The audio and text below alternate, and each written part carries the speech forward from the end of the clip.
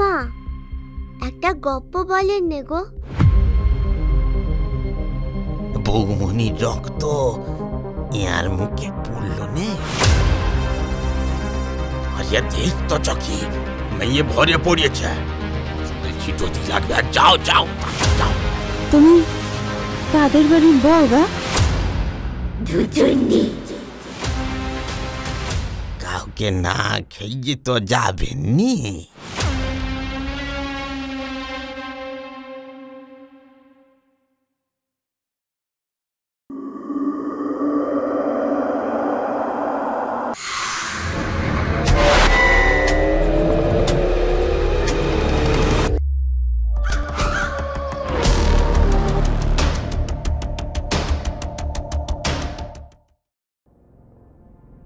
নমস্কার শ্রোতা বন্ধুরা, আপনারা শুনছেন থ্রিলার ডেন। ঝুঁকে পড়ে বইটা তুলে যথাস্থানে রাখতে গিয়ে একটু চমকেই গেলেন রণজয়বাবু। পড়ে গিয়ে বইটির সেন্টার পেজ খুলে গেছে। তাতে এক পৃথুলা ভীষণ দর্শনা দেবীর ছবি বিদ্যমান। কে এই দেবী? কোন রহস্য লুকিয়ে আছে চূড়ামণিপুরের জঙ্গলে? আমাদের আজকের নিবেদন লেখিকা সুচিস্মিতা ধরের লেখা গল্প নারকীয়। লেখিকা সুচিস্মিতা ধর কলকাতা বিশ্ববিদ্যালয় থেকে বাণিজ্যে স্নাতকোত্তর ও বিএড ডিগ্রি নিয়ে আগে শিক্ষকতা করতেন। বর্তমানে একটি বাণিজ্যিক সংস্থায় অ্যাকাউন্টস বিভাগে কর্মরতা। লেখালেখি ও সাহিত্য চর্চার প্রতি বরাবরই তার ভালো লাগা আছে। ছাপার অক্ষরে প্রকাশিত প্রথম বই অনাত্মীয়া। আজ থ্রিলার ডেনের 6 মাস পূর্ণ হল। টিম থ্রিলার ডেনের পক্ষ থেকে সকল শ্রোতা বন্ধুকে অনেক অনেক শুভেচ্ছা ও অভিনন্দন। আপনারা এইভাবেই আমাদের পাশে থাকুন আর সাবস্ক্রাইব করে আমাদের সহযোগিতা করুন। আপনাদের সহযোগিতা পেলেই আমরা আপনাদের পছন্দের লেখকের গল্পগুলি যথাসম্ভব মনোগ্রাহীভাবে উপস্থাপন করতে সক্ষম হব। সকলে ভালো থাকুন। আজকের গল্প পাঠ ও শুভঙ্কর ওরফে রাখো হরির চরিত্রে কৌশিক, অন্যান্য চরিত্রে মলয়, প্রিয়াঙ্কা, অধ্যায়, অমিত, অর্ঘ্য, উর্মি, কৌশিক, বিশাল, অনামিকা, অস্মিতা, হ্যাপি, দিতিপ্রিয়া, বর্ণালী, ঋষিতা ও প্রীতম। শুরু হচ্ছে আজকের গল্প লেখিকা সুচিস্মিতা ধরের কলমে নারকীয়।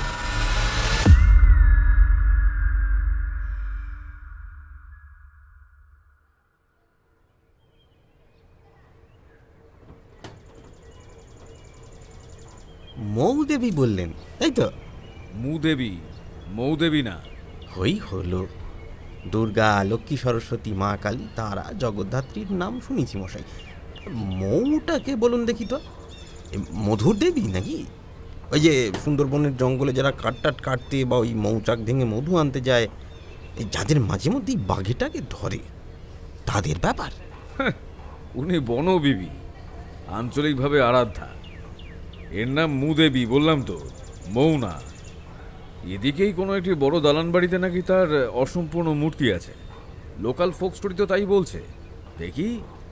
হাতের পাণ্ডুলিপি গোছের ছেঁড়া খোঁড়া চটি বইটির জীর্ণ পৃষ্ঠাগুলি অতি সন্তর্পণে উল্টাতে উল্টাতে ইনস্টিটিউট অফ হিস্টোরিক্যাল স্টাডিজের গবেষক রণজয়বাবু বললেন, পাশের লোকটির নাম রাখো হরিদাস। তাকে ইনস্টিটিউটে পাঠিয়েছে রণজয়বাবুর সাথে। ওই হেল্পার গোছের অ্যাসোসিয়েটের কাজ টাজ হরি ভালোই পারে। হেল্পার বলতে মূলত রান্না বান্না করে দেওয়া, বাসন কোসন মাজা, জামা কাপড় টুকটাক কেচে ও ইস্ত্রি করে দেওয়া, এই সবেরই কথা হচ্ছে। আর্টস গ্র্যাজুয়েট হলেও মূল রিসার্চের কাজে হরি লবডঙ্কা।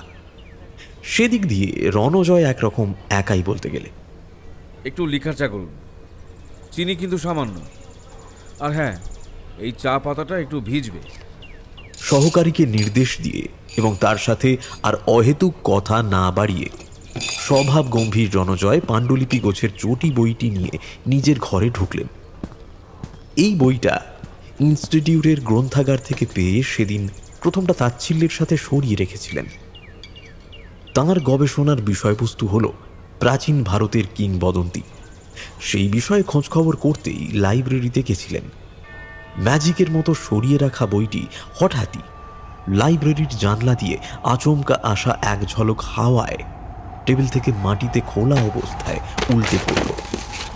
অগত্যা খোঁজাখুঁজি থামিয়ে ঝুঁকে পড়ে বইটা তুলে যথাস্থানে রাখতে গিয়ে একটু চমকেই গেলেন রণজয়বাবু। পড়ে গিয়ে বইটির সেন্টার পেজ খুলে গেছে। তাতে এক পৃথুলা ভীষণ দর্শনা দেবীর ছবি বিদ্যমান। কালী, চামুন্ডা বা ছিন্নমস্তা নন।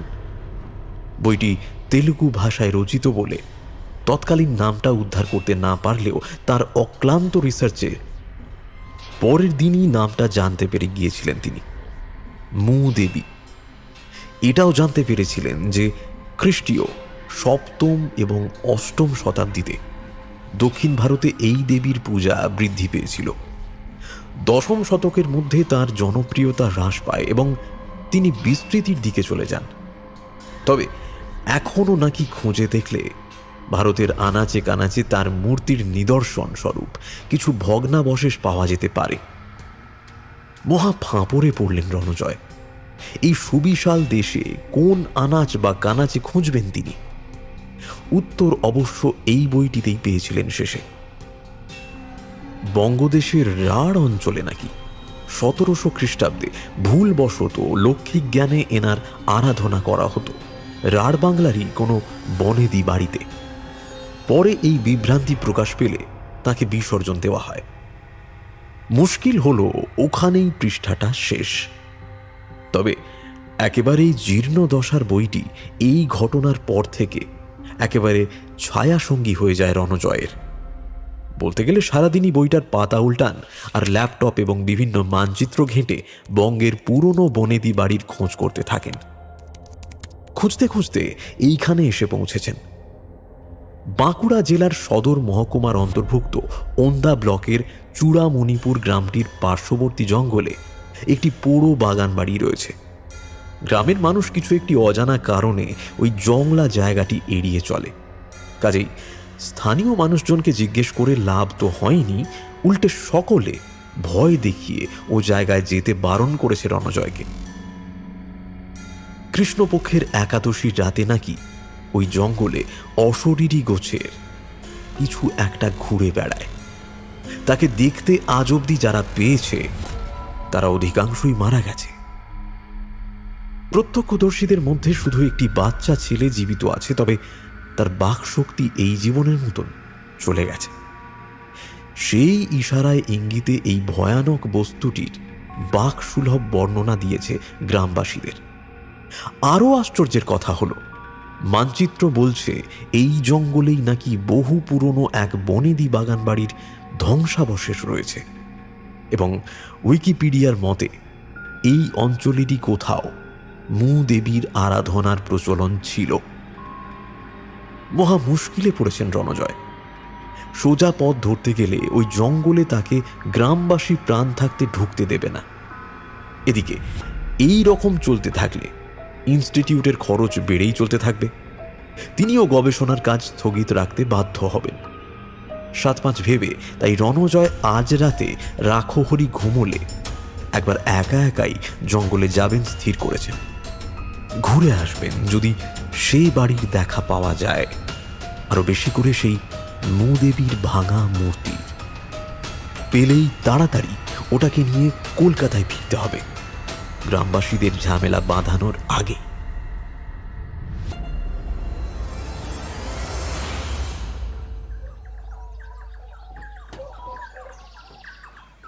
পাঁচই জ্যৈষ্ঠ সন ১৭৯৮, চূড়ামণিপুর গ্রাম, রাঢ় বাংলা, রায় বাহাদুর সাহেবের দালান। বসো দেনি সবটি কইরে। ঢলঢলি মালুকির মতো চেহারা, সে নাকি ধুসুন্নির মতো চুল খুইলে ঘুরে বেড়ায় ভদ্র করে। বছর ৬ ছোট্ট মেয়েটির কোমর ছাড়ানো ঘন চুলের জট একরাশি সর্ষের তেল দিয়ে ছাড়াতে ছাড়াতে বলে উঠলেন বাড়ির গিন্নিমা দেবী কমলাবালা রায়। হাতির দাঁতের চিরুনি দিয়ে ওই চুলের গোছায় একটা আঁচড়া দিতেই চিরুনির একটা দাঁতে চির ধরে গেল। ওরে মা, কোস দেখো চুলে আর তেমনি জট। এবার দে চুল না আশ্রালি তো চুল আমি এই জাঁতি দিয়ে কেটে দেব বলে দিলুম। সুপুরি কাটার ভারী পেতলের জাঁতিটা তুলে কমলা ধমকালেন বৌমাকে। বড় সাধ করে মা মরা মেয়েটিকে সবে গত মাসে পুত্রবধূ করে বাড়ি নিয়ে এসেছেন তিনি। মেয়ের শখ তার বরাবরই ছিল, তাই ঠিক এর শাশুড়ি হয়ে ওঠা আর হয়নি কমলার। মাতৃস্নেহেই কোলে পিঠে করে বৌমাকে বড় করছেন একরকম। এমনিতে মেয়ে কাজের বেশ, ওই একরত্তি মেয়ে উঠোন নিকোনো, আলপনা দেওয়া, ঠাকুর দেওয়া সবই পারে, করেও খুব আনন্দ করে। রান্নাঘরে ওকে কমলা ঘেঁষতে দেন না। থাক বাবু, বাচ্চা মানুষ, হাত পুড়ে বা আচমকা কেটে কুটে গেলে তখন আর এক তৃপ্তির। বৌমা অন্নদাও শাশুড়ির কোল ঘেঁষে থাকে সব সময়। মাকে সে দেখেনি জন্মস্তক, তবে শাশুড়ি মা তার মায়ের অভাব পূরণ করে দিয়েছেন। মা, একটা গপ্প বলেন নে গো। মরণ দশা, রান্না বাকি, ঘর গুছবো, ঠাউর দেওয়া হয়নি এখনো। এর মধ্যে মেয়ের বায়না শোনো, জানি না গপ্প আমি। সাইন কইরে ঠাউর দিকে যা। বলেন নে মা একটা গপ্প, আর বায়না করবনি, বলেন নে মা। শেষে পুত্রবধূর জেদের কাছে হার মেনে কমলা বললেন, তবে বলি শোন, এই বাড়িতে একখান ভয়ের ঘটনা ছিল। আমি বউ হইয়া আসার আগে আমার শাউরি মা একখান পুতুল কইরে পায়।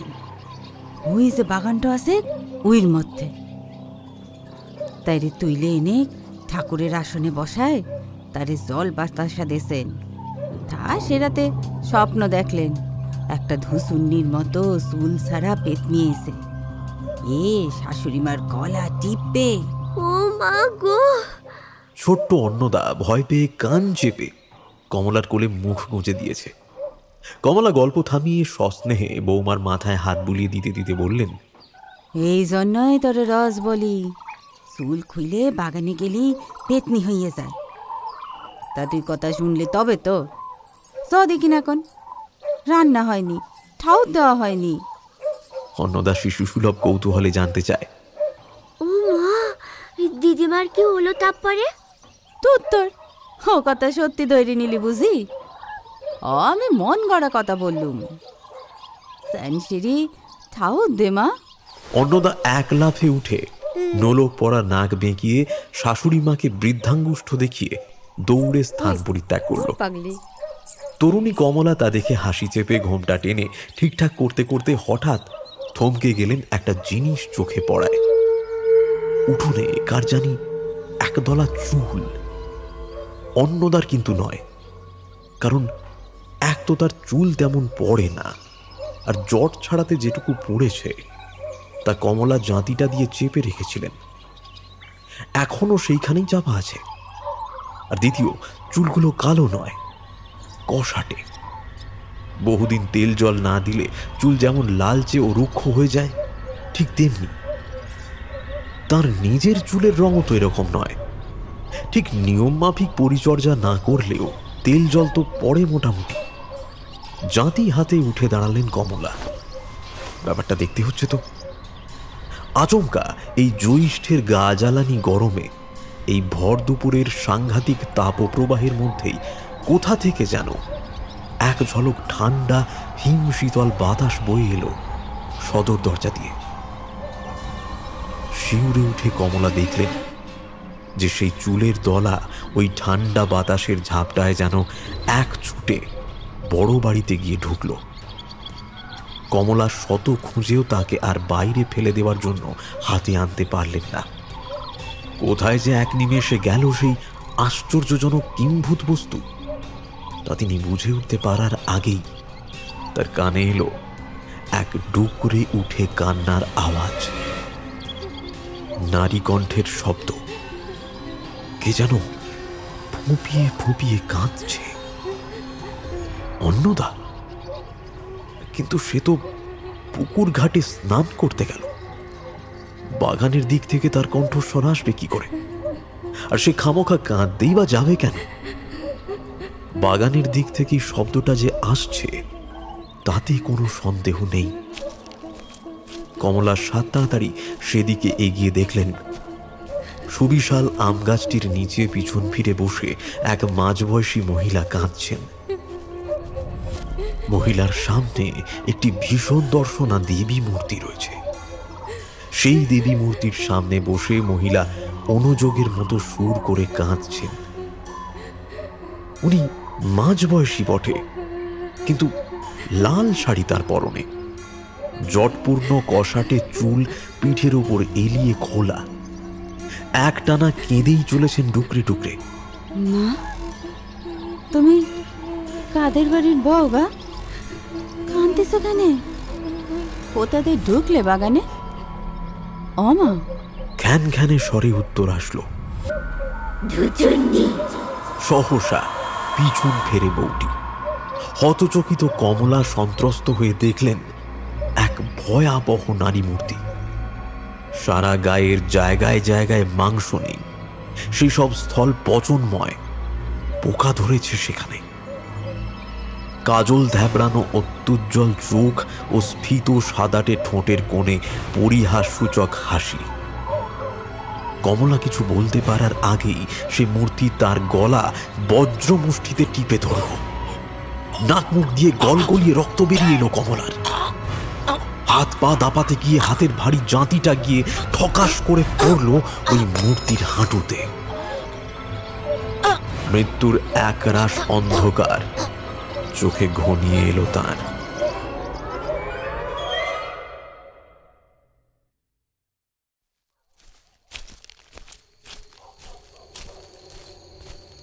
সেই ছোটবেলার বোতাম টেপা টর্চ বাতি আজকাল আর পাওয়া যায় না। রণজয়বাবু অগত্যা ফিলিপসের রিচার্জেবল টর্চটা এনেছিলেন সাথে। ওই আনা অবধি অনুন্নত গ্রাম বাংলায় লোডশেডিংয়ের ঠেলায় চার্জ একেবারেই দেওয়া হয়নি। জ্বালাতে কিন্তু হয়েছে বার কয়েক, কাজেই আর তেমন চার্জ অবশিষ্ট নেই। রণজয় তাই রাস্তার বিক্ষিপ্ত আলোতেই যাত্রা শুরু করেছেন। লোকালয়ের মধ্যে আবার টর্চ কিসের? টর্চ সাথেই আছে, নিতান্তই প্রয়োজন না হলে তিনি জ্বালবেন না। ডিনার তাড়াতাড়ি করে নিয়েছেন আজ। রাখহরিও ডিনার সেরে নিয়েছে একই সাথে। আর সে দুপুরে আর রাতে খাওয়া হলে মোটেই জেগে থাকতে পারে না। আজকেও একই গল্প। তার রণজয় আগে নিশ্চিত হয়েছেন যে হরি ঘুমিয়ে পড়েছে, তারপরে তিনি বেরিয়েছেন। ওই তো দূরে হলেও গাছপালার আধিক্য দেখে স্পষ্ট বোঝা যাচ্ছে জঙ্গলটার অবস্থান। রণজয় এদিক ওদিক দেখলেন একবার। রাস্তার এক প্রান্তে একটা টিমটিমে আলো জ্বলা চায়ের বা মুদির দোকান। দোকানি ঝাঁপ ফেলেছে আগেই, এখন বাড়ি ফেরার তোড়জোড় করছে সাইকেল নিয়ে। দেখতে পেলেই এখন মেলা ঝামেলা, ঢুকতেই দেবে না রণজয়কে। তারপর 100টা লোক ডেকে আনোরে, পঞ্চায়েতকে টানোরে, গবেষণা মাথায় উঠবে শেষে। সুতরাং অপেক্ষা করাটাই শ্রেয়। গুঁড়ি মেরে বসলেন একটি গাছের নিচে। লোকটি সাইকেল নিয়ে ক্রমে অন্তর্হিত হতেই রণজয় বেরিয়ে এসে আবার জঙ্গলের পথে চলতে লাগলেন। সরকার জঙ্গলটির প্রান্ত অবধি আলো দেওয়ার ব্যবস্থা করেছে। তারপর নিবিড় ঘন অন্ধকার। তাও রাস্তার আলো যতটা ঢুকছে তা অনুসরণ করেই রণজয় এগোতে লাগলেন। একটু এগোতেই ওই রাস্তার অকিঞ্চিতকর টিমটিমে আলো আর সঙ্গ দিতে পারল না। এইবার টর্চ লাগবে। অন্ধকার যেন বুকে চেপে বসছে ক্রমেই। টর্চটা ব্যাগ হাতড়ে বের করলেন। জ্বালাতে গিয়ে দেখা গেল ইত্যবসরে তার ব্যাটারির ভবলীলা সাঙ্গ হয়েছে। প্রচুর থাবড়াথাবড়ি ঠোকাঠুকিতেও জ্বলল না দেখে দীর্ঘশ্বাস ফেললেন রণজয়। না, কপাল তার সত্যিই খারাপ। এত তোড়জোড় সত্ত্বেও কিছুতেই জঙ্গলে ঢোকা হলো না তার। অগত্যা পিছন ফিরে বাইরের দিকে চললেন, মানে সেই ফেলে আসা চায়ের দোকানের দিকে। একটু এগোতেই বুঝতে পারলেন, না, এ তো ভুল দিকে আসা হয়েছে। ওই দিকে সেই টিমটিমে স্ট্রিট লাইটটা কোথায়? এদিকে কি রাস্তার আলো রাত হলে নিভিয়ে দেওয়া হয় নাকি? কি জ্বালাতন! গেস্ট হাউসে ফিরবেন কি করে এত রাতে? মহা মুশকিল হলো তো। আরেকবার ঠাহর করে চেষ্টা করলেন এগোনোর। আবার সেই ভুল রাস্তা। গরমকাল তো বটেই, তাছাড়া এই বারংবারের পণ্ডশ্রমে বেশ ঘামিয়ে উঠলেন তিনি। সত্যি বলতে এইবার ভয় ঠিক না লাগলেও নার্ভাস লাগছিল তার, কিন্তু ফিরতে যে হবেই। আরও একবার জঙ্গলের বাইরে বেরোনোর আশায় রণজয়বাবু তার বাঁ দিক বরাবর হনহনিয়ে চলতে থাকলেন। সহসা কিছু একটা ভারী বেঁটে খাটো জিনিসে পা আটকে আছাড় খেয়ে পড়লেন মাটিতে পড়ে থাকা পচা পাতার রাশিতে। সেই ভারী জিনিসটা কিন্তু পড়ল না, উল্টে মৃদু কম্পন দেখা দিল তার মধ্যে। এই ভয়ানক অন্ধকারে রণজয় সেই কম্পন দেখতে পেলেন না। কোনো মতে উঠে এবার দৌড়তে লাগলেন তিনি দিক শূন্য অন্ধকারে। আবার ওই রকম ভারী জিনিসে আছাড় খেয়ে এবার তার কনুইটা কেটে গেল অনেকটা। তাজা রক্ত গড়িয়ে পড়ল জঙ্গলের মাটিতে। পরিশ্রান্ত রণজয় আবার উঠে দৌড়তে যাবেন, হঠাৎই কানে এলো নারী কণ্ঠের বিলাপ মিশ্রিত কান্না। কে যেন এই গভীর রাতে ডুকরে ডুকরে কাঁদছে। কৌতূহলের কাছে প্রাণীকুল নিতান্তই অসহায়। নানা ক্ষেত্রে নানাভাবে কৌতূহল আর ধৈর্য এবং প্রাণ ভয়ের মধ্যে সর্বসময়ে কৌতূহলই জিতে এসেছে। এক্ষেত্রেও তার ব্যতিক্রম হল না। রণজয়ও মন্ত্রমুগ্ধের মতো এগিয়ে চললেন কান্নার উৎসের দিকে।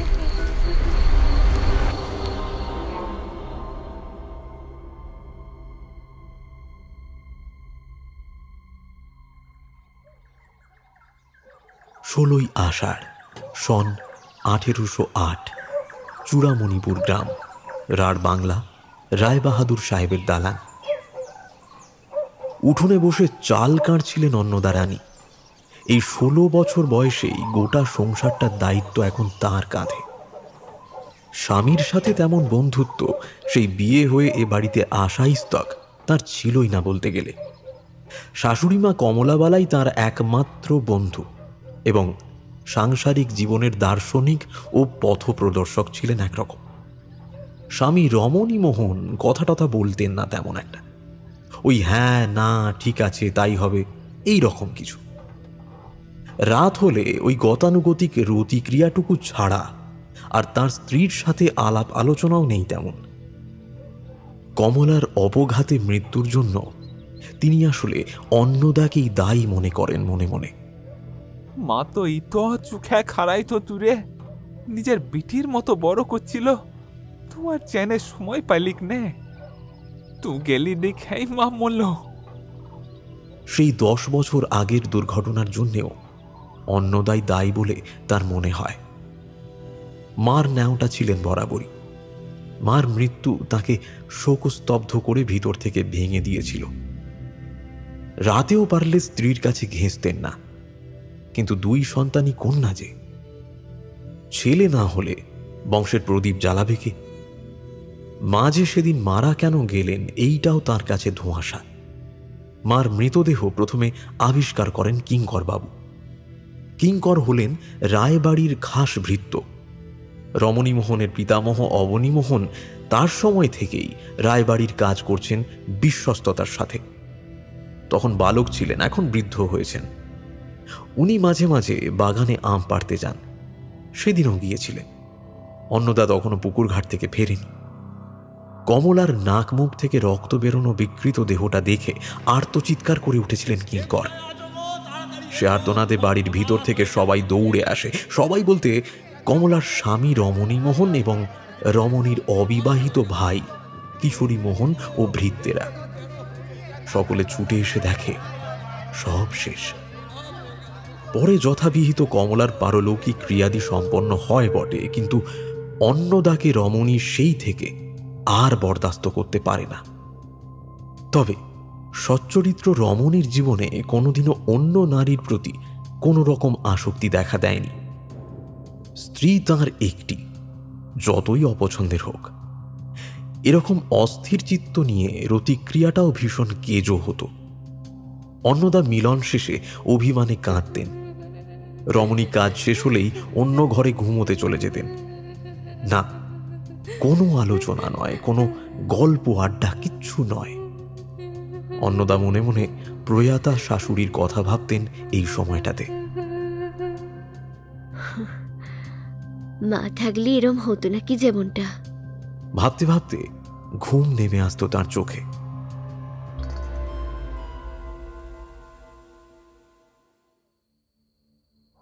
এমনই এক রাতে স্বপ্নে দেখলেন এক দেবী মূর্তিকে। যদিও সেই চেহারাটা ঠিক দেবীর মতো নয়, 2 হাত লম্বা নাক, নাভি অবধি দোদুল্যমান স্তনযুগল এবং থলথলে পেট। এরম আবার ঠাকুর হয় নাকি? সেই মূর্তি যেন অন্নদাকে বললেন, আমি জলের তলায় পড়ে আছি রে, আমায় এখান থেকে নিয়ে যা, খিদে পেয়েছে তো। একে স্বপ্নাদেশ, তাই দেবী নিজে মুখে ক্ষুধার্ত হওয়ার কথা স্বীকার করেছেন। অন্নদা একেবারে ব্যতিব্যস্ত হয়ে পড়ে দেবর কিশোরীকে খুলে বললেন সবটা। কিশোরী বয়সে বছর 20 হলেও অন্নদার সাথে তার বেশ সখ্যতা ছিল। কিশোরী মোহনও রায় পরিবারেরই ছেলে। তার এক আদেশে প্রায় 20 জন মুনিশ গোছের লোক জুটে গেল। অন্নদা শনিবার ভোরে স্বপ্ন পেয়েছিলেন। সেই শনিবারেই বিকেল বেলার মধ্যে জোয়ানেরা ডুব দিল পুকুরে। আতি পাতি করে খুঁজে অবশেষে একটি মুনিশ, তার নাম লোচন, সে বললে, এখানে আছে ঠাইরেন। সে কথা শুনে বাকি সমস্ত জোয়ান লোচনের দিকে সাঁতরে গেল। সকলে মিলে টেনে তুলল মূর্তিটি।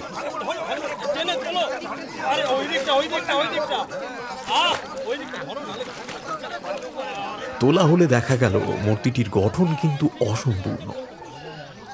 আর কেউ খেয়াল না করলেও অন্নদা ঠিকই দেখলেন ব্যাপারটা। 2 পায়ের হাঁটুর তল থেকে বেশ কিছুটা অংশ নেই। কুলি মুনিশরা মাথার ঘাম পায়ে ফেলে মূর্তিটা তোলার পরেই তার চোখে পড়ে যায় এই অসঙ্গতিটি। কিশোরী অন্নদা তার পাশে দাঁড়িয়ে থাকা গম্ভীর স্বামী রমণী মোহনকে জিজ্ঞেস করেছিলেন, হ্যাঁ গা, মার পা কই, প্রণাম করবো কোথায়? রমণী মোহন তো ওই যেমন বললাম, কথা এড়ানো মানুষ। মার মৃত্যুর পর থেকে এমনিতেই খুব একটা কথা বলেন না, আর বউয়ের সাথে তো কথা বরাবরই কম। স্ত্রীর প্রশ্ন শুনে বললেন, ওই রমি তৈরি হয়েছিল মনে হচ্ছে। তা যাই হোক, মূর্তিটি পুকুর থেকে তোলার পরে ঠাকুর ঘরের এক পাশে রাখা হলো। সেই রাতেই আরো একটি অত্যাশ্চর্য স্বপ্ন দেখলেন অন্নদা।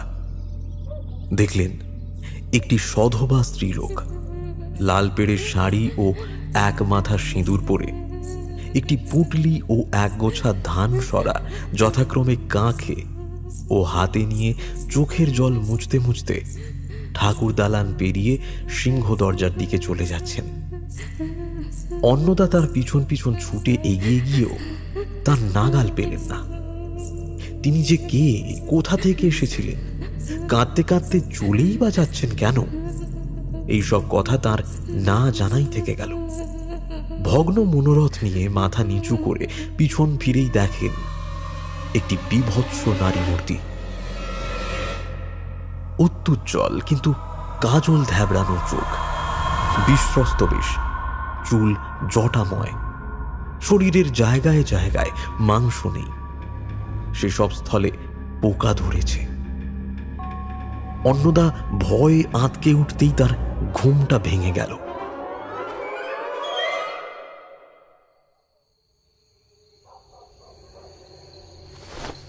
রণজয় বেরোনো ঠিক মিনিট 10 পরেই রাখহরি বিছানায় উঠে বসলেন। লোডশেডিং হয়েছে আবার। চারিদিকে জমাট বাঁধা অন্ধকারে প্রথমটা ঘরের দরজা ঠাহর করতে পারছিলেন না। চোখ একটু সয়ে আসতেই বুঝলেন দরজা খোলা। একা একাই বেরিয়ে গেল লোকটা। তবে তো তাঁকেও ওইখানে ছুটতে হয়। অনেক হয়েছে গা ঢাকা দিয়ে পরিচয় গোপন করে থাকা, আর নয়। এইবার রণজয়কে বাঁচাতেই হবে, এবং সেই সাথে তার নিজের বেছে বেছে এই অভিযানেই আসার আসল উদ্দেশ্যটি সিদ্ধ করতে হবে।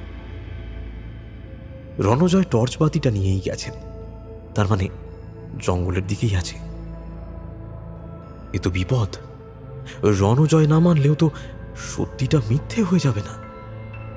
উনি মানুন আর নাই মানুন, রাঘহরি বিলক্ষণ জানেন ওই জঙ্গলে কি আছে এবং তার ক্ষমতাটা কত দূর। সত্যি বলতে এই অভিযানটা রাঘহরির নামধারী ব্যক্তি নিজেই করতেন, কিন্তু যখন শুনলেন রণজয় আসছেন তখন তার সাথে চলে আসাটাই উচিত মনে হলো। আদ্যন্ত মূর্খের অভিনয় করে চলা মানুষটি এ কথাও বিলক্ষণ জানেন যে ওই অভিশাপ কাটাতে গেলে তাকে ছাড়া রণজয়ের গতি নেই। কিন্তু বেরিয়ে যে গেলেন তাকে না জানিয়ে, এবার কিছু হলে, বাই চান্স যদি হাত পা কেটে থাকে, সে জিনিস তো রক্ত পেলেই জেগে ওঠে। তারপর চিন্তা করে আর সময় নষ্ট করাটা একেবারেই অনুচিত মনে হতে লাগলো তার। নিজের টর্চটা নিয়ে বেরিয়ে পড়ে জঙ্গলের অভিমুখে চলতে থাকলেন আপাত দৃষ্টিতে মূর্খ রাঘহরি দাস।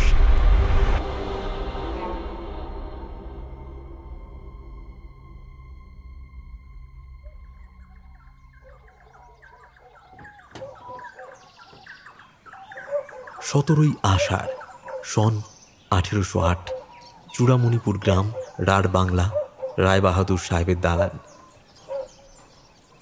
ঠাকুরের আসনে ঠাঁই হচ্ছে সেই কিম্ভূত মূর্তিটির। আসনে বসাতে গিয়ে কাকতালীয়ভাবে বংশের লক্ষ্মী প্রতিমাটির মুখ বরাবর একটি লম্বালম্বী কালো চিড় লক্ষ্য করলেন অন্নদা। লক্ষ্মী ঠাকুরে ফাটল ধরে গেছে। মূর্তিটি কি তাহলে বদলাতে হবে এবার? কিন্তু এ তো কুলদেবী, বহু বছর ধরে এই ভিটেরই অধিষ্ঠাত্রী। কই, মা তো কখনো এর বিসর্জনের বিধি বা পুনঃপ্রতিষ্ঠার তিথি নক্ষত্র নিয়ম তাকে বাতলে দেননি। 7-5 ভাবতে ভাবতেই ঠাকুর ঘরে এসে ঢুকলেন রায়বাড়ির খাস ভৃত্য কিঙ্করবাবু। কিঙ্করবাবু কিন্তু বেশ অনেক দিন ধরেই আছেন এই বাড়িতে, অন্নদার দিদি শাশুড়ির সময় থেকে। কিঙ্করবাবুর দিকে তাকিয়ে অন্নদার বিদ্যুৎ চমকের মতো মনে পড়ে গেল, আচ্ছা ওনাকে জিজ্ঞেস করলে হয় না? এতদিন আছেন এই বাড়িতে, উনি নিশ্চয়ই সব পুরনো ব্যাপার স্যাপার জানবেন। ঠাউর মশাই, নকি ঠাউরের মুখ ফাইতে গেছে বটে, নতুন নকি মরতে লাগবে না। আর বলি, ইটেরে কোথায় ভাষণ করব? মা নতুন করে আইসব্যাগ বইলি, পুরনোটা ফেটেছে গো মাথায়। মা নিজের জুগার নিজেই কইরে নেছেন, আপনি ভেববেন না বটে। দেন জানুক না ওয়ারে আমি জলে দিয়ে আসি কে দেন। সরলমতি অন্নদা লক্ষ্মী মূর্তিটিকে নিয়ে কিঙ্করবাবুকে দিতে গিয়ে ওই মূর্তিরই ফাটলটিতে আঙুল কেটে ফেললেন আচমকাই। তাজা রক্ত টসটসিয়ে গড়িয়ে পড়ল গতকালের জল থেকে তোলা নতুন লক্ষ্মীর মুখে। কি কীর্তি হলো বাবারে! হাত চেপে ধরে ঠাকুরের আসন ছেড়ে উঠে পড়লেন অন্নদা। অনেকটাই কেটে গেছে তার ডান হাতের মধ্যমাটি। সরেন থাইরেন সরেন, আমি করতেছি। কিঙ্করের আশ্বাসে সরে এলেন অন্নদা। কিশোরী দাদাকে ডাকতে হবে, ব্যান্ডেজ কই দেবে দাদা। তিনি তড়িঘড়ি কিশোরী মোহনের সন্ধানে বেরিয়ে গেলেন। কিঙ্করবাবু সিংহাসনের সামনের মেঝেতে বসলেন, মুখে এক চিলতে হাসি নিয়ে। লক্ষ্মীমূর্তির ফেটে যাওয়াটাই স্বাভাবিক। জ্যেষ্ঠাকে লক্ষ্মী সহ্য করতে পারেন না।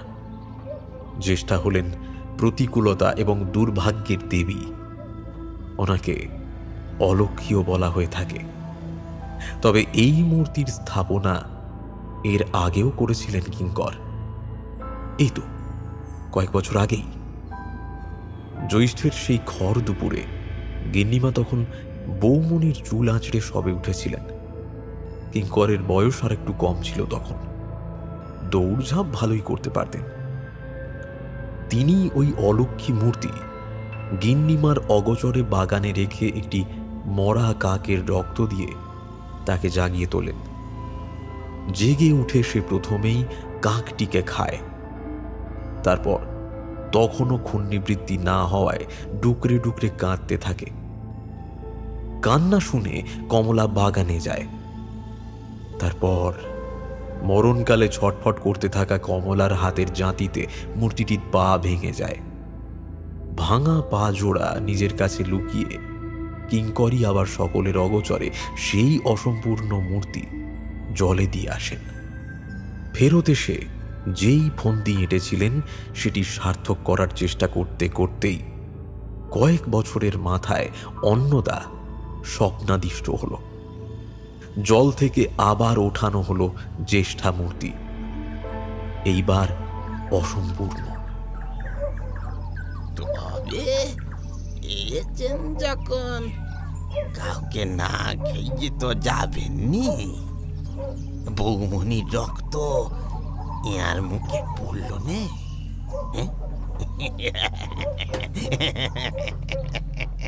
কিঙ্কর বাবু এবার অট্ট হাসিতে ফেটে পড়লেন। তার বহুদিনের পুরনো জিঘাংসা এই বংশের প্রতি। এদের সর্বনাশ সাধন তিনি করবেনই। সহসা একটি শিশু কণ্ঠের স্বরে চকিতে পিছন ফিরে তাকালেন কিঙ্কর। অন্নদার বড় মেয়ে এসে দাঁড়িয়েছে ঠাকুর ঘরের দরজায়। খেলবো মা, ভিতরে আসেক। তার ডাক শুনে পায়ে পায়ে ভিতরে এলো শিশুকন্যাটি। ইদিক আয় মা, আয়, পেন নাম কর। ইয়ারে কাল তোর মা স্বপ্ন পেয়ে তুলিয়েছে। পেন নাম কর, পেন নাম কর। হাঁটু মুড়ে বসে প্রণাম করে মেয়েটি। কিঙ্কর বলেন, এইবার আমার সাইতে বল দিনি। ওং অলক্ষিং কৃষ্ণ বর্ণাং কৃষ্ণ বস্ত্র পরিধানাং কৃষ্ণ গন্ধানুলেপনাং তৈলাভ্য শক্তি শরীরাং মুক্ত কেশিং দ্বিভুজাং বাম হস্তে গৃহীত ভস্মনিং দক্ষিণ হস্তে সম্মার্জনিং গর্ধভারুরাং লৌহাভরণ ভূষিতাং বিকৃত দংষ্টাং কলহ প্রিয়াম ইহা গচ্ছ ইহা তিষ্ঠ অহম ত্বম শরণামি। হ্যাঁ। থেমে থেমে তুতলে তুতলে আধো আধো বলে মন্ত্রটি উচ্চারণ করল মেয়েটি। মন্ত্র শেষে কিঙ্করের কথা মতো প্রণামও করল। সকলের এবং নিজেদেরও অজান্তেই অলক্ষীর স্মরণে চলে এলো রায়বাড়ির ভবিষ্যৎ। 13ই ভাদ্র সন 1809, চূড়ামণিপুর গ্রাম, রাঢ় বাংলা, রায়বাহাদুর সাহেবের দালান। বাড়িঘর সবই গেছে গত 1.5 বছরে। আচমকাই হৃদরোগ রমণীমোহনকে আঁকড়ে ধরেছিল। বহু ব্যয়বহুল চিকিৎসাপথ্য করেও সুস্থ করা যায়নি তাকে। যখন তখন ঘুমে কিসের যেন স্বপ্ন দেখে উঠে পড়তেন। স্ত্রীর ওপর অকারণ যে ক্রোধ বা অসন্তুষ্টি ছিল ওনার, সেই বিরক্তি ভুলে এক গভীর রাতে অন্নদার ঘরে ঢুকে এসে অন্নদার পায়ে পড়ে হাঁপাচ্ছিলেন। ঘুমন্ত অন্নদা ও কন্যাদ্বয় চমকে জেগে উঠল। কি গো, হাইন ধরতেছে কেন আপনার? ভয় পেয়েছেন? কিছু দেখেছেন নাকি? কি হলো? অন্নদার প্রশ্নের উত্তরে রমণী হাঁপাতে হাঁপাতে শুধু বলেছিলেন, জল আছে বুটেক, জল জল। অন্নদা ঘটি এগিয়ে দিতে উনি সেটা হাতে নিয়ে গলায় এক ঢোক ঢালতে না ঢালতেই হঠাৎ নিজের বুকের বাঁ দিকটা খামচে ধরে পড়ে গেলেন। হাত থেকে জলের ঘটি ছিটকে গিয়ে ঘরময় জল ছড়িয়ে গেল। অন্নদার দৌড়ে গিয়ে কিশোরীকে ডেকে আনা থেকে কিঙ্কর বাবুরও দৌড়ে আসা, কিছুতেই কিছু করা গেল না। প্রাণ ত্যাগ করলেন শ্রী রমণী মোহন রায়। এরও মাসখানেকের মাথায় ক্ষয় রোগ দেখা দিল অন্নদা রানীর। যখন তখন বিভৎস কাশির দমক উঠত। গলা দুহাত চেপে ধরে কাঁচতে কাঁচতে পড়ে যেতেন তিনি। কাশির সাথে উঠে আসত দলা দলা কালচে রক্ত। এক অমাবস্যার রাতে সদ্য স্বামীহারা অন্নদাও কাঁচতে কাঁচতে মাটি নিলেন। সেই যে পড়লেন, আর তার শয্যা থেকে ওঠা হল না। অন্নদার কবিরাজ বুদ্ধি ওষুধপত্র সবই কিন্নর করতেন। এছাড়াও একা হাতে বাজার দোকান, ঝি চাকরদের দিনের কার্যাবলীর নির্দেশ দেওয়া থেকে আরম্ভ করে রাতে অন্নদার কন্যা দুটির বিছানা করে দেওয়ার দায়িত্ব নিজ স্কন্ধে নিয়েছিলেন বৃদ্ধ। আসলে নিজের উদ্দেশ্য সিদ্ধ করার দিকে এগোচ্ছিলেন ক্রমে। এই অতুল ধন সম্পত্তি, এই সুবিশাল বাড়ি ছাড়া যায়? তাছাড়াও এই বাড়ির লোকেদের সাথে অন্য পুরনো হিসেব ছিল তার বাল্য বয়সের। সেটা ছিল অন্নদার দিদি শাশুড়ি মা পারুল রানীর জীবিতাবস্থায় থাকার সময়কাল। চপলা নামের এক বিধবা গোয়ালিনী সেই সময় যাতায়াত করতেন রায়বাড়িতে। গরুর দুধ তো বটেই, এবং সেই সাথে নিজ গৃহে প্রস্তুত 100% খাঁটি ঘি, দই, ননি, ক্ষীর এবং বিভিন্ন ঘরে বানানো মিষ্টি তৈরি করে আনতেন চপলা। পারুল চপলার নিত্যকার ক্রেতা ছিলেন।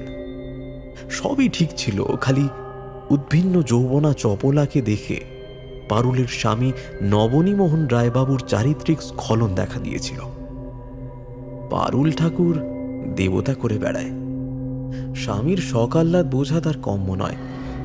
অগত্যা নবনী নিজের ব্যবস্থা নিজেই করে নেন আজকাল, জুটেও যায় তার। গ্রামের মহিলারা 4টে সোনাদানা পেলে মহা খুশিও হয়, আর নবনীর প্রতাপে তাদের স্বামী দেবতা বা পিতাশ্রীরা ট্যাপও করার সাহস করে না। এহেন দুশ্চরিত্র নবনীর চোখে পড়ে গেল চপলা। সত্যিই চপলা বিদ্যুতের মতোই তেজদীপ্ত। যেতে আসতে তার ব্যস্ত হয়ে তাকানো, দামিনীর মতোই চপল গতিতে চলাফেরা করা মুগ্ধ করে ফেলল নবনীকে। এক সন্ধ্যায় পারুলের মন্দিরে আরতি দেখতে যাওয়ার অবসরে চপলাকে প্রেম নিবেদন ও সেই সূত্রে স্বামী বিয়োগে বহুকাল অতৃপ্ত নারীটির সাথে দেখানো প্রণয়মূলক দেহ মিলনে মিলিত হলেন নবনীমোহন। চপলা সরলমতি গ্রাম্য মহিলা, সে সত্যিই ভালোবাসত নবনীকে। নবনী যদিও শুধুমাত্র দেহ ক্ষুধা প্রশমন করতেন তাকে দিয়ে, কখনো পারুলের অনুপস্থিতিতে, কখনো বা চপলার বাড়ি গিয়ে। চপলার আগের পক্ষের পুত্র সন্তানটিকে সে নিজেই নবনীবাবু আসলেই বেরিয়ে যেতে বলত। এরকমই চলতে থাকায় বছর ঘুরতেই সন্তান সম্ভবা হলো চপলা। তখনকার দিনে ভ্রূণ বিনষ্ট করাটাকে পাপ মনে করা হতো। চপলা অনন্য পায় হয়ে নবনীবাবুর পা জড়িয়ে ধরল।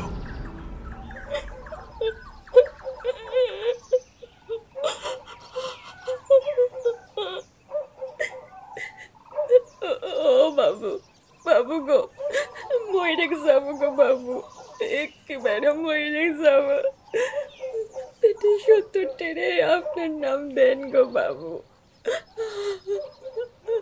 বিশ্বাস করেন, আমার স্বামী মরেছে সেই কবে। পেটের টারে কার সানা বলতুম গা, আমারে তো বেবসে বলি তাই রে দেবে গো গ্রামের লোকে। ছেলেনে কোনে যাবো? ও বাবু গো, বাবু। নবনী চুপ করেছিলেন। বাস্তবিক এই কথা তো একবারও ভেবে দেখেননি তিনি। চপলার বন্য আকর্ষণ প্রবল কামনায় অন্ধ করে দিয়েছিল তাকে। এখন এই সর্বনাশ না সরালে গ্রামবাসীরা তো ছিছি করবে তাকে, স্ত্রীপুত্র মানবে না আর। তুই চলি চল এখান থেকে, দিগিন, তারপর আমি দেখতেছি তোর কে কি করে।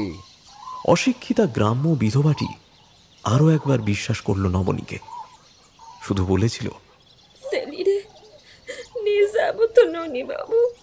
এখন কোনো দরকার লাই বটিক, এখন আগে একটু তুরে যেইখানে রাই খবু ছেলেরেও সেইখানে পাইটা কই দেবু, আজকেই দেবু। অগত্যা চপলা চলল নবনীমোহনের সাথে অজানার উদ্দেশ্যে। বাবু এসেছেন বলে বাইরে গিয়েছিল, এখন ফিরে এসে খালি ঘর দেখে অবাক হয়ে মাকে খুঁজতে লাগলো চপলার বছর 5 ছেলেটি। কোথাও মা নেই। ঘর, বারান্দা, বাড়ির পিছন, না, মা নেই। গোয়ালে দুধ তুইতে গেছে কি? না তো, ওই তো তাদের ধবলি গরু, বাছুরটা দুধ খাচ্ছে। মা নেই তো। পুকুর ঘাট, বাঁশবন, পিছনের মাঠ, ধান ক্ষেত সবটা ঘুরে সে দেখল, কিন্তু কোথাও মা নেই। এমন সময় পিঠে কার একটা হাত পড়তে পেছন ফিরে ছেলেটি দেখল নবনী বাবু। ধরা গলায় নবনী বললেন, তোর মার নেই বটিক রে। কেন, কই গেছে বটিক মা? উত্তরে নবনী জানিয়েছিলেন যে চপলা পারুলের গলার হার চুরি করে পালাচ্ছিল। পিছনের মাঠে লেঠেলরা তাকে বামাল সমেত ধরে ফেলে নিয়ে আসছিল রায়বাড়িতে। চপলা হঠাৎ হাত ফসকে পালাতে গিয়ে মুখ থুবড়ে পড়ে মারা গেছে। এখন যেহেতু তার তিলগুলে কেউ রইল না, তাই শিশু কিঙ্কর যেন গরু নিয়ে তার দালান বাড়িতে ওঠে। 5 বছরের গ্রাম্য শিশুর পক্ষে ঘটনাটি যথেষ্ট বিশ্বাসযোগ্য বলে কিন্নর সেই মুহূর্তে মেনেও নিয়েছিলেন ঘটনাটি। তার মাকে যে ননী বাউ আর তার লেঠেলরা ধর্ষণপূর্বক শ্বাসরোধ করে খুন করে থাকতে পারে সে কথা তার মাথায় আসেনি তখনও। পারুল এবং গোটা গ্রামের অধিবাসীরাও তাই শুনেছিল। স্বামীহারা চপলা যে পোয়াতি হয়েছিল কোনো অজ্ঞাত ব্যক্তির ঔরসে, এ কথাও নবনী হাওয়ায় ছড়িয়ে দিয়েছিলেন চাকর বাকরদের মাধ্যমে। বড় হয়ে কিন্নরের সন্দেহ হতো, কিন্তু কারো কাছে জিজ্ঞেস করতেন না।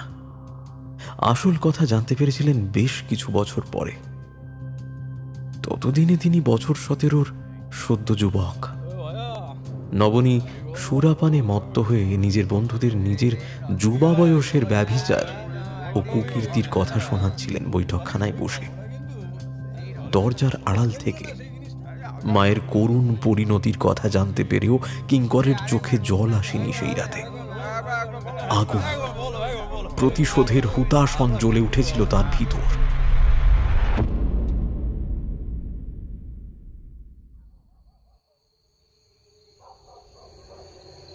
বর্তমান সময় বিলাপের শব্দটি হঠাৎই থেমে যেতে রণজয়ের সম্বিত ফিরে এলো। এ কোথায় এলেন তিনি? দুর্ভেদ্য অন্ধকার হলেও তারার ক্ষীণতম আলোয় একটি সুবিশাল প্রাসাদোপম বাড়ি দেখা যাচ্ছে না?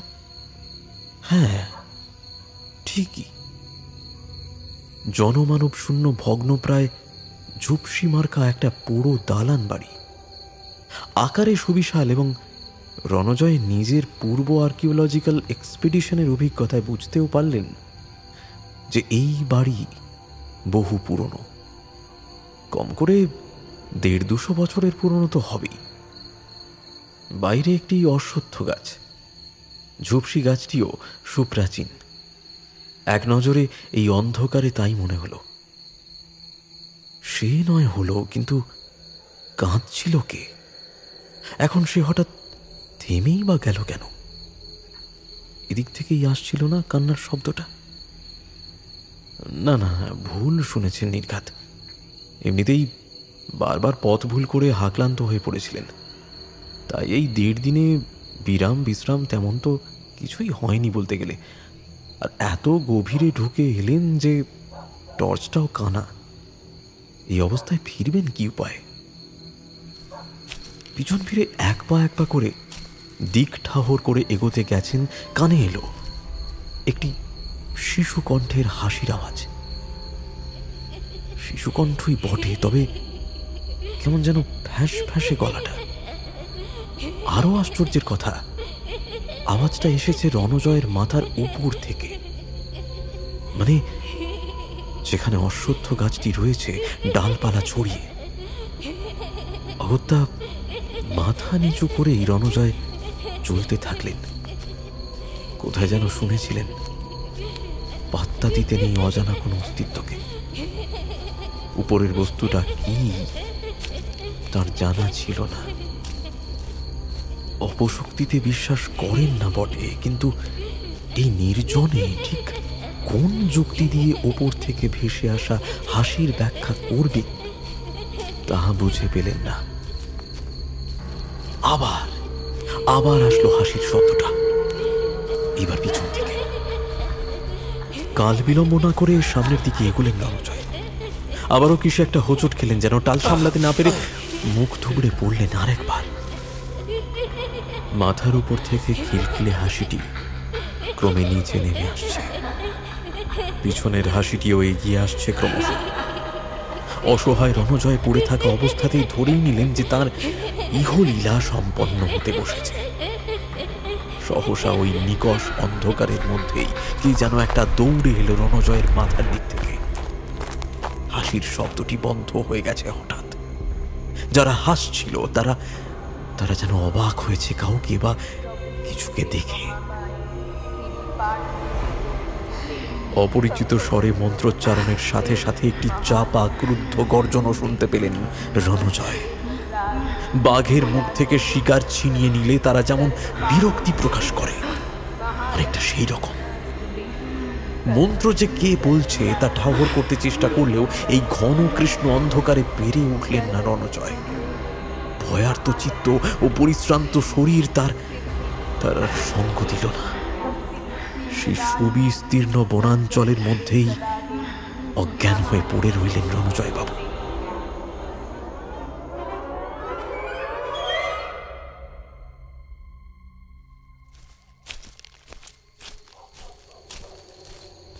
রাঘহরি পা চালিয়ে চলেছেন। নিশুতি রাতে এই অজ গ্রামে একই রিক্সা বা ভ্যান ট্যান পাবেন না সেটা জানাই ছিল, তবে তা চিন্তার বিষয় নয় মোটেই। হাঁটার অভ্যেস তার আছে। চিন্তাটা হলো রণজয়কে নিয়ে। তিনি যে রাতে এইভাবে অচেনা জায়গায় বেরিয়ে পড়বেন এটাই ক্যালকুলেশনের বাইরে ছিল তার। তবে এই ক্ষেত্রে দোষ কিছুটা তাঁরই। তিনি নিজের চরিত্র চিত্রণ এমন করেছেন যে রণজয়বাবু কোনোভাবেই তাকে মূল গবেষণার কোনো কাজে ভরসা করেন না। কোথাও বেরোবার সময় চাকরকে আর কে বলে বেরোয়। ওই সামনে জঙ্গল দেখা যাচ্ছে, রাস্তার ধারে একটি অকিঞ্চিতকর স্ট্রিট লাইট, তারপরই জঙ্গলের সীমা। কিন্তু জঙ্গলটি অন্ধকারে।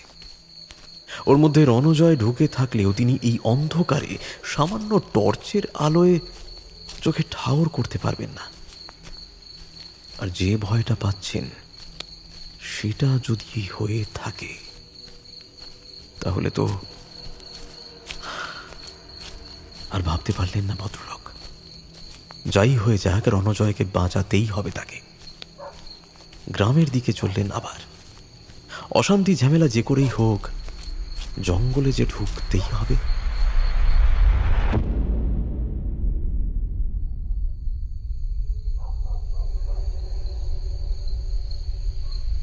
দশই কার্তিক সন 1809, চূড়ামণিপুর গ্রাম, রাঢ়বাংলা। নিকষ কালো গভীর গহন রাত। সমগ্র চরাচর নিবিড় অন্ধকারে নিমজ্জিত হয়ে আছে। সেই শ্বাসরোধকারী অন্ধকারের মধ্যেই উঠিপড়ি করে ছুটে চলেছেন তিনি। শাড়ি পায়ে জড়িয়ে পড়ে গিয়েছেন পথে বার দুয়েক। দৌড়ের গতি তাও কমছে না। তার শ্বশুরের ভিটে, তার কিশোরী বেলার পুতুল খেলার জায়গা, তার সাধের সংসার, সন্তানদের জন্মস্থান যে আজ তারই অবোধ ভুলে, তারই অজ্ঞানকৃত পাপে ছারখার হয়ে যেতে বসেছে। না না, এ হতে দেওয়া যায় না। এর বিহিত না করে তিনি চোখ বুঝতেই পারেন না। যা করেই হোক ও বাড়িতে তাকে আরেকটি বার ঢুকতেই হবে, শেষবার হলেও ঢুকতেই হবে। ক্ষয় রোগে জীর্ণ হয়ে আসা ক্লান্ত শরীর নিয়ে গতকাল সন্ধ্যায় তাকে গাঁয়ের মন্দির চত্বরে রেখে আসা হয়েছিল। গ্রামের নিয়ম অনুসারে যে রোগ সারার নয় তার চিকিৎসায় আর ব্যয় না করে আক্রান্তকে মন্দির চত্বরে রেখে আসা হয়, যাতে জীবনের শেষ মুহূর্তগুলি ঈশ্বরের সংস্পর্শে কাটাতে পারেন রোগী বা রোগিনী। অন্নদাকেও যথাবিধি কিঙ্কর মন্দিরে রেখে এসেছিলেন। সেখানেই আর এক রোগিনী মৃত্যু পথযাত্রীর মুখে অন্নদা অলক্ষীর কথা শুনেছেন। চেহারার বর্ণনা হুবহু মিলে গেছে গত বছর জল থেকে তোলা সেই বিকট মূর্তির সাথে। উৎকট না বলে বরং নারকীয় মূর্তি বলাই ভালো। ওই অলক্ষণে মূর্তি বাড়িতে আসার পর থেকেই একের পর এক অভিশাপ নেমে এসেছে। ওই মূর্তি বিসর্জন দিতে তখনই ছুটে আসতেন বাড়িতে, কিন্তু কিছুতেই শরীরে কুলোল না। প্রাণশক্তি যে আর বিন্দুমাত্র অবশিষ্ট ছিল না তার। আজ পেরেছেন। রাতের অন্ধকার ঘনিয়ে এসেছে, তাও সেই অমানিসাকে তোয়াক্কা না করেই বেরিয়েছেন অন্নদা। স্পষ্ট বুঝতে পেরেছেন যে সংসারের এই দুর্ভোগের পিছনে কোনো না কোনোভাবে কিঙ্করের হাত রয়েছে। একমাত্র সেই কোনোভাবে ক্ষতিগ্রস্ত হয়নি। কিন্তু কেন কেন মালিক পক্ষকে এই সাংঘাতিক সর্বনাশা পরিণতি দিতে উঠে পড়ে লেগেছিলেন কিঙ্কর? রায়বাড়ির নুন তো সেই বাল্য বয়স থেকে খাচ্ছেন তিনি। যাদের অন্নে প্রতিপালিত হয়েছেন তাদের এহেন সর্বনাশ সাধন করতে চাইছেন কেন হঠাৎ? এক হাত দূরেও দেখতে পাওয়া যায় না এমন বিভৎস আধারে রায়বাহাদুর সাহেবের প্রাসাদোপম অট্টালিকাটি যেন সুবিশাল একটা ভূতের বাড়ির মতো দাঁড়িয়ে রয়েছে। কোনো আলো জ্বলছে না সেখানে। তারার সামান্যতম আলোয় বিরাট বাড়িটির অস্তিত্ব বোঝা যাচ্ছে শুধু। মন্দির থেকে সরিয়ে নিয়ে আসা মঙ্গল ঘট হাতে অন্নদা সদরের লোহার জং ধরা গেটটি অতি সন্তর্পণে খুললেন। আওয়াজ হলে বাড়িতে যে আছে সে বা তার সাথীরা যদি শুনে ফেলে তবে যে সর্বনাশ। একটিবার শুধু তাদের অগোচরে এই মঙ্গল ঘটের জলটুকু তার গায়ে ঢেলে দিতে পারলেই সে বিনষ্ট হবে এবং বংশ পাপ মুক্ত হবে। তিনি হয়তো তাও মরবেন, কিন্তু শান্তিতে মরতে পারবেন। গেটটি খুলে অন্নদা চোরের মতোই নিঃশব্দে এগিয়ে গেলেন ভিতরে। বিশাল উঠোন খাঁ খাঁ করছে রাতের ভয়ানক নিস্তব্ধতায়। দালানের বারান্দায় সবে পা রেখেছেন, কি মনে হলো চকিতে কে যেন পাশ থেকে সরে গেল। প্রাণপণে ঘরটাকে বুকে চেপে ধরলেন অন্নদা রানী। আর দুটো ঘর বেরোলেই ঠাকুর ঘর। ওখানে তারই ভুলে রয়ে গেছে সে। আর তার সাঙ্গপাঙ্গরা, তারা যে কোথায় ঘাপটি মেরে আছে সেটা জানা যায় না। আর একটু এগোতে যেতেই কানে এলো শিশু কণ্ঠে। হাত থেকে ঠাস করে পড়ে চৌচির হয়ে গেল মঙ্গল ঘট। অন্নদার প্রাণহীন রোগ ক্লিষ্ট ক্ষীণ দেহটি লুটিয়ে পড়ল উঠোনে। তার ঠিক পিছনেই দাঁড়িয়ে থাকা অন্ধকারের টুকরোর মতো শিশুটি, জন্মসূত্রে তাঁরই কন্যা সন্তান। তাকে কিন্তু মা পড়ে গিয়ে মরে যাওয়ায় বিচলিত হতে দেখা গেল না। সেই শিশে কণ্ঠস্বরটি আর একটু উপরে তুলে ডেকে উঠল, এই দিদি ভাই, এদিকে তাড়াতাড়ি আয়, এই দেখ খাবার। ডাক দেওয়া মাত্র আরেকটি আধারময় অবয়ব, প্রথম অবয়বটির থেকে একটু বড়, পাশের ঘর থেকে লাফিয়ে বারান্দায় চলে এলো। শান বাঁধানো উঠোনে হুমড়ি খেয়ে পড়ে অন্নদার মৃতদেহের কপালের পাশটা কেটে গিয়ে রক্ত ঝরছিল। সেই রক্তে আঙুল ডুবিয়ে মুখে পুরল বড় জোর। তারপর ক্ষতস্থানে বিকৃত দর্শন তীক্ষ্ণ নখ ঢুকিয়ে ফেড়ে ফেলতে লাগলো। ক্রমে নখের খোঁচায় বেরিয়ে এলো চোখ, মজ্জার অংশ এবং শেষে মগজটাই। দুই বনে শুরু হলো নারকীয় ভোজ।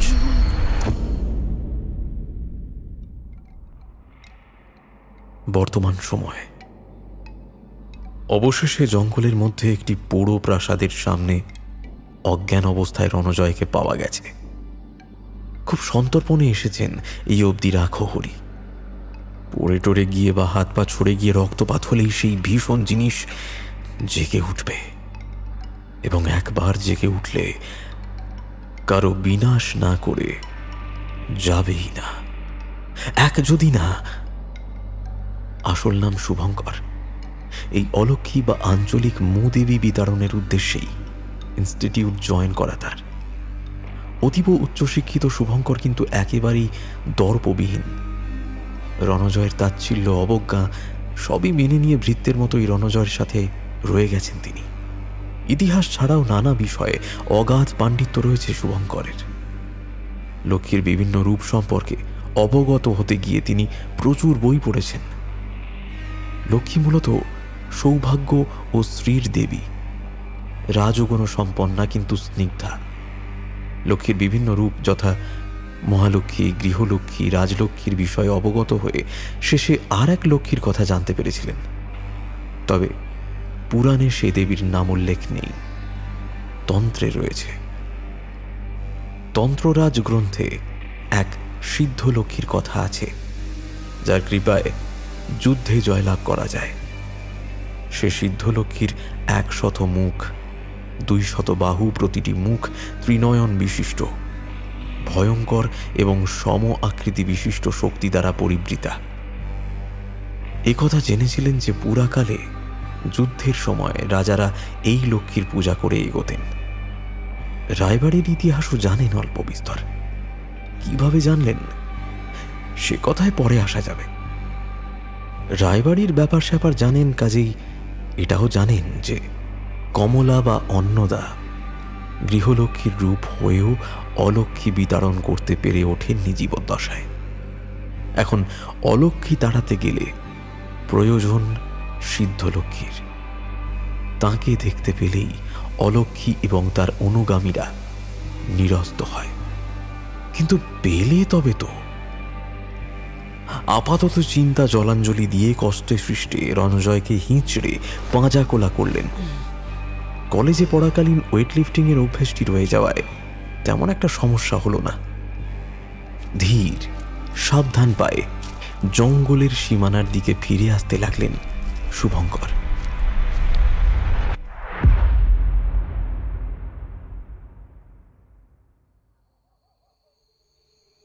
বর্তমান সময়। এক থাবড়ে তোমার লাত ছুঁতে দিব মিয়া, যখন তখন ছুঁইট লাগাইবে কি দিক ওদিক। বেড়াই তো ঈদ তো ভাল লাগে তোর, তোর ধিঙ্গি পনা দিকে চুক আর কই দেখ। মার বিকলাই, আমি একটু কাম করতে গেছিলাম। সেটি কোনখানের? ই তো রাতের জঙ্গলে কি কাম করতে গেছলি? না, কি কাজ করতে গেছিল তা তো বলা যাবে না। গত 3 দিন ধরে স্বপ্ন দেখেছে সে। স্বপ্নে বারবারই সেই বিহা বউ আসছে আর তাকে হাতে পায়ে ধরে উদ্ধার করতে বলছে করুণ ভাবে। সে অনুরোধ শুনলে পাথর গলে যায়। তাই আজ রাতে জঙ্গলে গিয়েছিল সে। সবাই জঙ্গলটাকে ভয় পেয়ে চলে। কোনো সঠিক কারণ কারো জানা নেই। একদল বলে ওই জঙ্গলে অপদেবী আছে, আরেক দলের মতে হলো ওই জঙ্গলে এমন কিছু আছে যা লোককে পাগল করে দিতে পারে, হাবা করে দিতে পারে, যেমন তার ছোট ভাইটাকে করেছে। সে দুর্ভাগা এক রাতে কার প্ররোচনায় যেন জঙ্গলে ঢুকেছিল। সেই যে ভোরে উদ্ধার হয়ে ফেরত এলো আর কথা বলে না। বহু ডাক্তার বুদ্ধি ওষুধপত্তি করেও তার বাকশক্তি কিছুতেই ফেরত আনা যায়নি, আর চেষ্টাও করেনি তাই কেউ। এখন একরকম প্রতিবন্ধী হয়েই জীবন কাটাচ্ছে সেই ছেলে। ফ্যাল ফ্যাল করে তাকিয়ে থাকে, এক মনে কি যেন ভাবে ঘাড় কাত করে, আর মাঝে মাঝেই প্রচন্ড ভয় পায় ঘুমের মধ্যে। ঘেমে নিয়ে একেবারে একসা হয়ে যায়। সে মনে মনে জানে ওই জঙ্গলের মধ্যেই ভাইকে ঠিক করার ওষুধ আছে, কিন্তু সেটা যে কি তা সঠিক করে জানে না। জানার জন্যই জঙ্গলে ঘুরে বেড়ায় রাত বিরেতে। আজকেও গেছিল, তবে ওষুধ পাওয়া যায়নি। একটা বছর 35-এর লোককে বাড়ির ঠাকুরের মন্ত্র পড়ে উদ্ধার করতে পেরেছে বলেই তো মনে হলো। লোকটা উপুর হয়ে মাটিতে পড়েছিল, মরে গেছিল কিনা কে জানে। সে বৃহস্পতিবার করে বাড়ির ঠাকুরের মন্ত্রোচ্চারণ করে। আজকেও দিশা না পেয়ে তাই করেছিল, আর মনে মনে ঠাকুরকে বলেছিল, সুস্থ করে দাও ঠাকুর, সুস্থ করে দাও। কার বাড়ির ছেলে কি জানি। তার মিনিট কয়েকের মধ্যে আর একটা টর্চ বাতি নিয়ে উদ্ধার কার্যে এসেছে দেখে সে ওই স্থান পরিত্যাগ করে। না রে, আজকেও ভাইয়ের ওষুধ পিলম নি।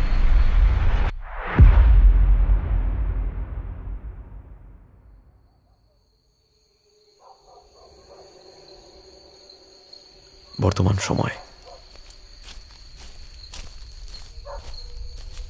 রণজয়কে নিয়ে জঙ্গলের সীমানায় পৌঁছানোর সাথে সাথেই আকাশ ভেঙে হুড়মুড়িয়ে বৃষ্টি নামল।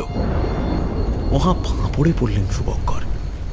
এখন এই তুমুল বৃষ্টিতে এই অজ্ঞান ব্যক্তিকে টেনে নিয়ে কতদূর যাবেন তিনি? কোথায় বা যাবেন? তবে একটা সুবিধা হলো, বৃষ্টির জল পড়ায় রণজয়ের জ্ঞান ফিরেছে ধীরে ধীরে। ভেবলে গেছেন যদিও, কিন্তু কি থেকে কি হলো কিছুই বুঝতে পারার আগেই রাখো হরি তার হাত ধরে মাথা গোঁজার উদ্দেশ্যে লোকালয়ের দিকে ছুট লাগালো। ঘটনার আকস্মিকতায় অত্যন্ত অবাক রণজয়ের কি যে হচ্ছে তা জিজ্ঞেস করার খেয়ালটুকু রইল না আর। জঙ্গলের সীমানায় যে চায়ের দোকানটি ছিল তার অনতি দূরেই একটি ঝুপড়ি ঘর, দরমার বেড়া দিয়ে ঘেরা। রাখো হরি রণজয়ের হাত ধরে সোজা সেই ঘরের বারান্দায় গিয়ে উঠে মরিয়া হয়ে কড়া নাড়লেন।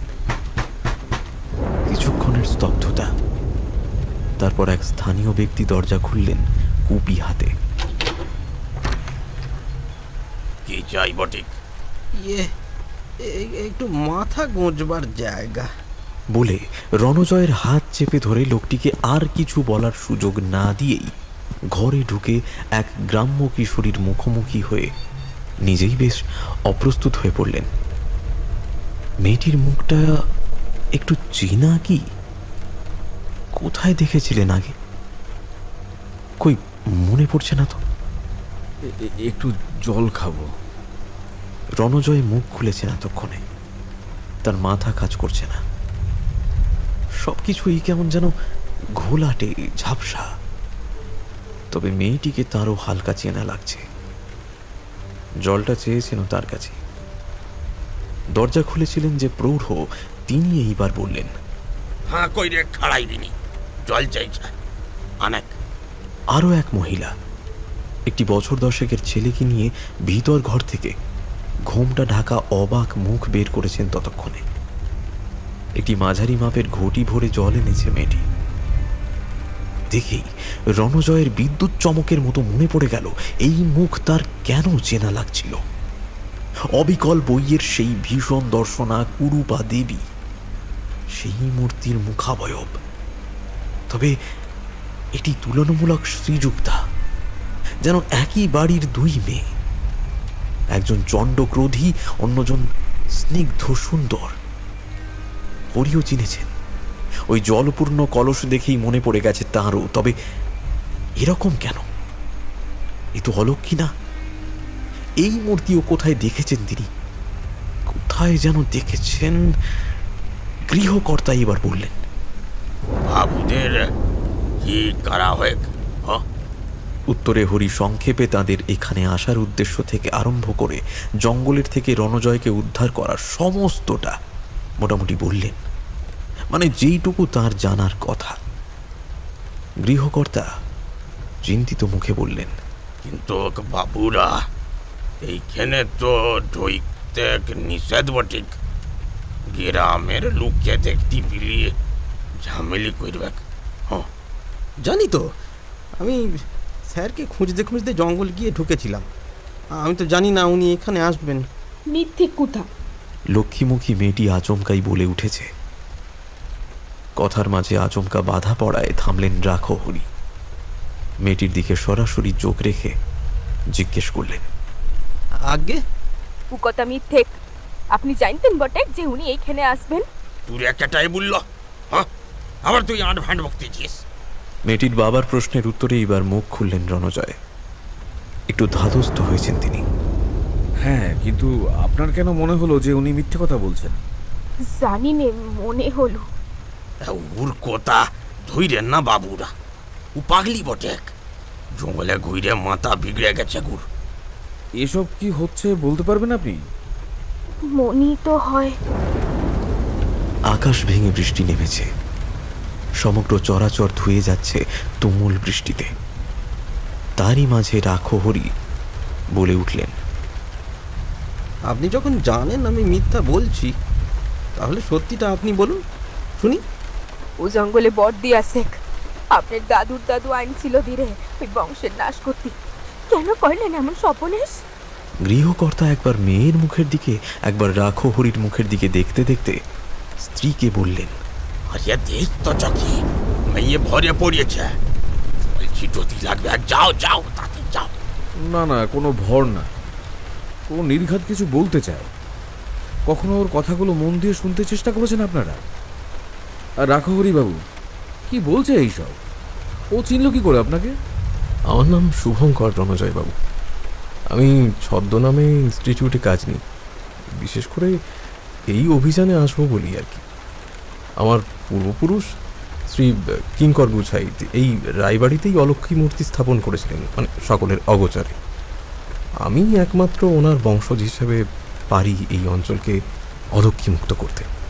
হ্যাঁ, কিন্তু সেসব কথা ওইখানে বসে জানলো কি করে এটাই বুঝতে পারছি না। ওর এই রমি কোথা বাবু, ও কোথা, ওর কথা কানে তুলবেন নাই। মেয়েটির বাবার কথা ছাপিয়ে বলে উঠল, ভোরবেলা জঙ্গলে চললেন কিনা বাবুরা? সকাল হয়ে এলো। বাস্তবিকই ভোরের আলো ফোটার সাথেই রাতের ঝড় বৃষ্টি কমে গেল। মেয়েটিকে সাথে নিয়ে জঙ্গলের সীমানার দিকে এগোলেন রণজয় ও শুভঙ্কর। মেয়েটি আগে আগে চলেছে, যেন এই জঙ্গলের পুরোটাই তার হাতের তালুর মতো চেনা। সে সাথে থাকায় আর রণজয় এবং শুভঙ্করের কোনো অসুবিধাই হলো না সেই পোড়ো সুবিশাল দালান বাড়ির ভগ্নাবশেষের সামনে পৌঁছতে। বর্দিরে ভাঙা লাগবে বাবুরা, না হলে বর্দি যাবে নি গো। আরো স্বপনেশ কইরে সারবে, আর রাত হলি বর্দির ভর হওয়া মরাটা জেগে উঠে। তা তুমি যদি জানতেই তাহলে এতদিন। রণজয়ের কথা কেটে মেয়েটি শুভঙ্করের দিকে তাকায়। হুই বাবুরে লাগবে, যে বর্দিরে বইয়ে নিছে সে নইলে তার বংশের কাউরেই দিয়ে আসতে হয় ফিরত। আসেন বাবু। শুভঙ্কর মেয়েটির পিছন পিছন দালানটিতে ঢুকলেন, আর তারও পিছনে সভয়ে এদিক ওদিক দেখতে দেখতে রণজয়। কয়েক মুহূর্তের চেষ্টায় শুভঙ্করের হাতে উঠে এলো সেই ভয়ানক কুরুপা ভীষণ দর্শনা দেবী মূর্তি। ওরে জ্বালায়া দেন গো বাবু, জলে ফেললি ফের কান্না কার হাতে পড়বে। পকেট হাতড়ে লাইটার না পেয়ে শুভঙ্কর রণজয়ের দিকে তাকালেন। রণজয় বললেন, কিন্তু জঙ্গলে আগুন জ্বালালে তো সাংঘাতিক ব্যাপার হবে। শুভঙ্কর বাবু, এইটা বরং বাইরে নিয়ে গিয়ে। বাইরে বের করতেই পারবেন না আপনারা, ও প্রতিষ্ঠা পাইছে এখানেই জ্বালাতে হবে। শুভঙ্কর এবার মহা বিরক্ত হয়ে রণজয়কে বললেন, লাইটারটা কি হবে? এত কথা উঠছে কেন কে জানে বাবা। আত্মপরিচয় প্রকাশিত হবার পর তিনি আর রণজয়ের বংশবদ নন। এখন বিনা বাক্য ব্যয়ে রণজয় এবার লাইটারটি বের করে দিলেন। শুভঙ্কর অগ্নিসংযোগ করলেন সেই অলক্ষণে অলক্ষী মূর্তিতে। আগুন লাগা মাত্র মূর্তিটি কেঁপে উঠল, সেই সাথে মেঘের জলদগম্ভীর গর্জন এবং সারা জঙ্গলে মৃদু কম্পন দেখা দিল। এক অপার্থিব টুকরে ওঠা কান্নার শব্দ সমগ্র বনভূমি ভরে ফেলল। কেউ যেন বুক চাপড়ে কাঁদছে। সেই আদি ভৌতিক বিভৎস দালানটির থেকে টলতে টলতে বেরিয়ে এলো দুটি আধগলা বিকৃত বালিকা ও তাদের পিছনে আরো অনেক বিকৃত দেহধারী নরকের জীব। তারা হুঙ্কার দিয়ে এগিয়ে আসতে লাগলো সকলের দিকে। অলক্ষের চর তারা কিছুতেই নিজেদের আরাধ্যাকে ধ্বংস হতে দেবে না। শুভঙ্কর ও রণজয় তাদের দেখে থমকে গেলেও মেয়েটি কিন্তু নিরুত্তাপ। অবিচলভাবে সে এগিয়ে গেল ওই নারকীয় মূর্তিগুলির দিকে। নিজের আঙুল একটি ভাঙা গাছের ডালের খোঁচায় কেটে কয়েক ফোঁটা রক্ত ফেলল নিজের ছেঁড়া আঁচলের অংশে। তারপর শুভঙ্করকে বলল, যখন সেই আঁচল খণ্ড দাউ দাউ করে জ্বলে উঠল তখন সেটা সে ছুঁড়ে দিল ওই নারকীয় জীবগুলোর দিকে। আশ্চর্যের ব্যাপার, যাদের পোড়ানো হবে তাদের তুলনায় আগুন কিন্তু কমই ছিল। তবে আগুনের ছোঁয়া পেতেই অলক্ষীর চরেরা নিমজ্জিত হয়ে যেতে লাগলো সেই আগুনে। ধীরে ধীরে সব পুড়ে ছাই হয়ে কালো ধোঁয়া উঠতে থাকলো। মূর্তি কিন্তু পুড়ল না, তবে প্রতিষ্ঠা বিনষ্ট হলো তার। বিমোহিত রণজয়ের দিকে তাকিয়ে শুভঙ্কর বললেন, এবার চলুন প্রফেসর, এগোনো যাক। রণজয় মেয়েটিকে জিজ্ঞেস করলেন, ইয়ে মানে আপনার নামটা? কমলা।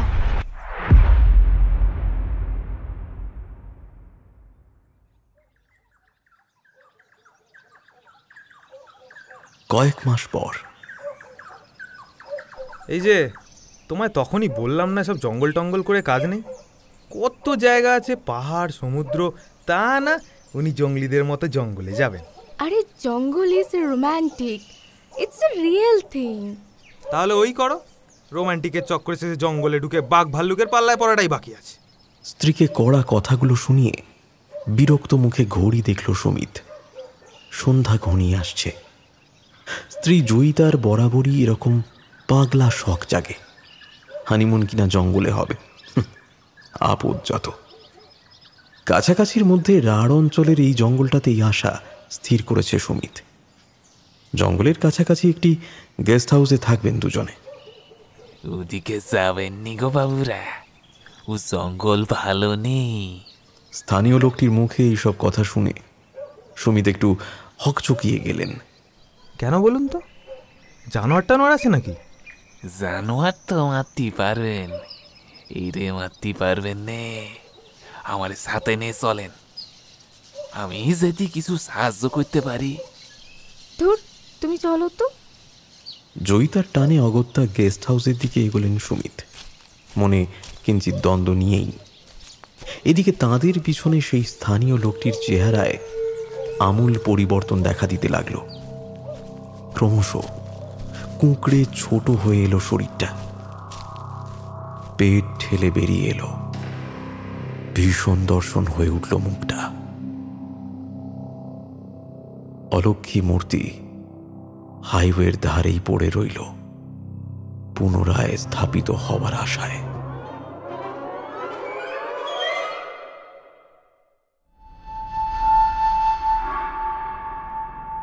শেষ হলো আমাদের আজকের গল্প নারকীয়। গল্পটি ভালো লাগলে অনুরোধ করব চ্যানেলটি সাবস্ক্রাইব করে আমাদের সাথে থাকার জন্য। কেমন লাগলো আমাদের আজকের গল্প? আপনার সুচিন্তিত মতামত ও পরামর্শ জানান কমেন্ট বক্সে। পরবর্তী গল্পের আপডেট পেতে আমাদের ফলো করুন ফেসবুক ও ইনস্টাগ্রামে। আজ আসি, দেখা হবে আবারও পরের সপ্তাহে। ভয় থাকুক গল্পেই, চিত্ত হোক ভয় শূন্য।